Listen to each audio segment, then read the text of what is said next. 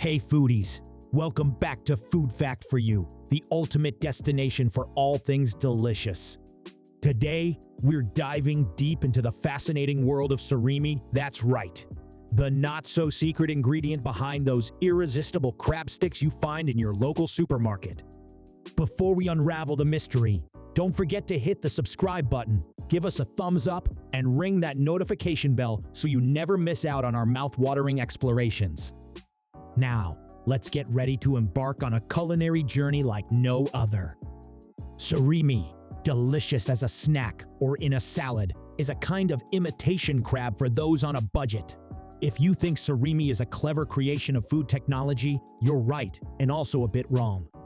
Surimi has a long history. In the 12th century, it was a method to preserve fish. A Japanese source from 1115 already refers to the production of surimi. The version we know as imitation crab is just one of many forms and flavors of surimi, officially called kanikama. In 1973, the crab-flavored stick, known as kani kamaboko in Japan, was first invented by Yosaku Sugino in a flake form. 2 years later, Katsuichi Osaki came up with the stick variant. Crab sticks became increasingly popular in Asia, the United States, Europe, and South Africa. The stick now constitutes 25% of global surimi production. Those orange-pink sticks are the invention of a Japanese fish processing company. In the 1970s, they introduced fish flakes, and in the 1980s, these became the famous wobbly sticks you can now peel out of plastic.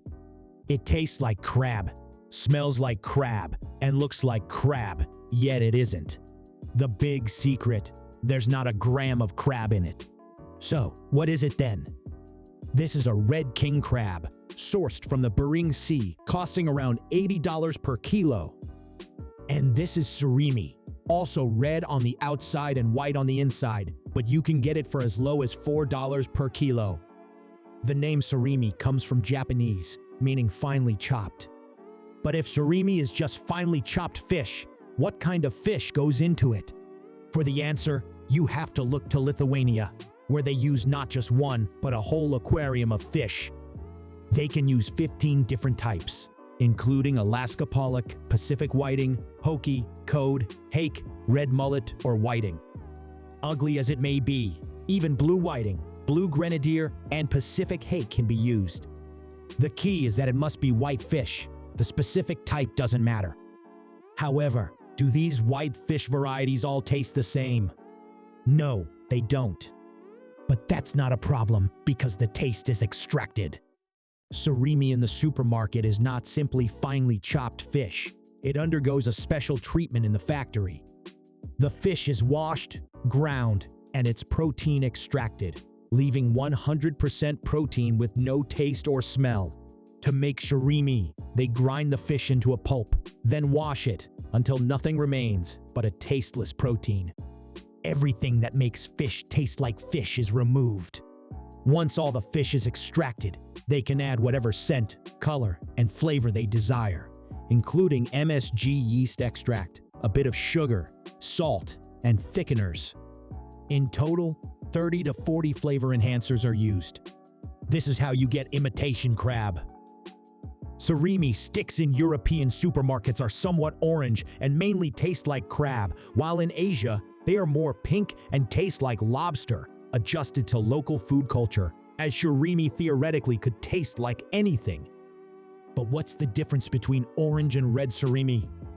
These colors are for visual recognition, along with taste and texture. They should evoke associations with seafood. In Japan, various types of surimi are available: steamed, boiled, fried, you name it. Each preparation yields different textures. It's not a substitute for lobster or crab there. It's just another way of preparing fish.